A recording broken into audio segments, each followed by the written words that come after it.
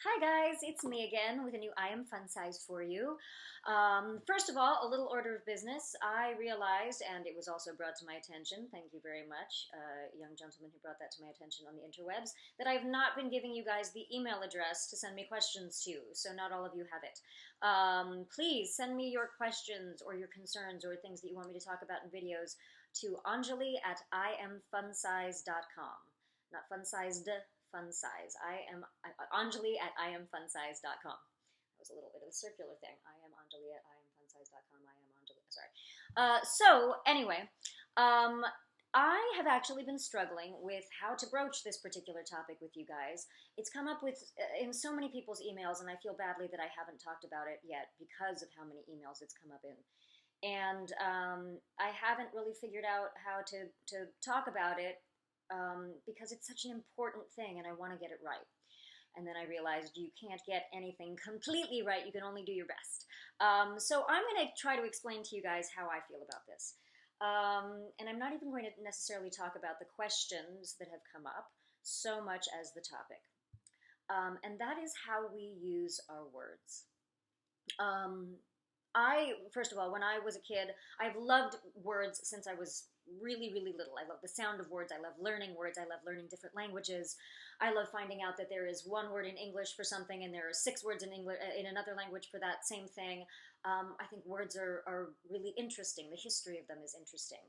The spelling of them is interesting.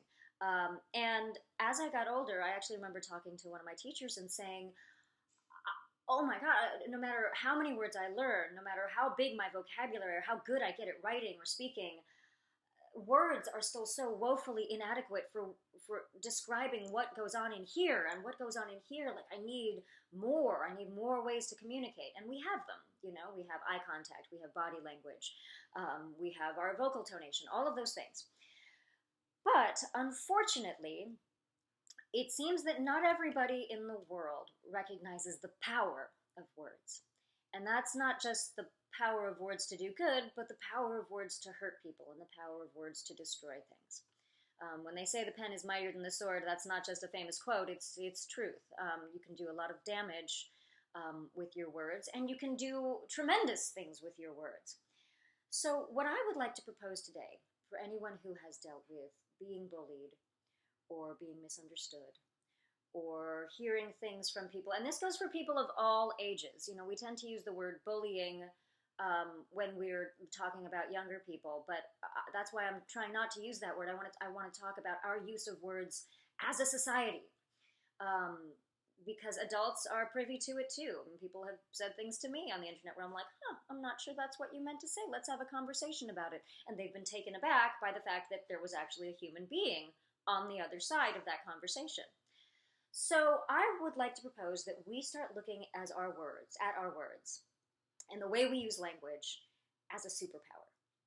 We all have different specialties. We all have different special powers inside, just like superheroes do. And language and how we use language is one of our most powerful. You can use your superpower for the powers of good. You can use your superpower for the powers of evil. You can use it to take people down. You can use it to create strife. You can use it to, create arguments that aren't respectful. That's one way that people choose to use their words, and it makes me very sad to see that because it's such a luscious language. Every language, it's such a beautiful thing that we have in our capabilities to use. And so on the flip side, you have the power to inspire. You have the power to support people. You have the power to express creativity. You have the power to explain to your friend how beautiful they are on the inside and out in a way that they maybe don't see. You have the power to debate. You don't have to agree with people all the time to be using your words for the powers of good. Of course we disagree. We're supposed to disagree. We're human beings. Our opinions matter. But the way we use our words when we are disagreeing is the difference between shooting a missile that might hurt someone and maybe changing their way of thinking. And what is more powerful?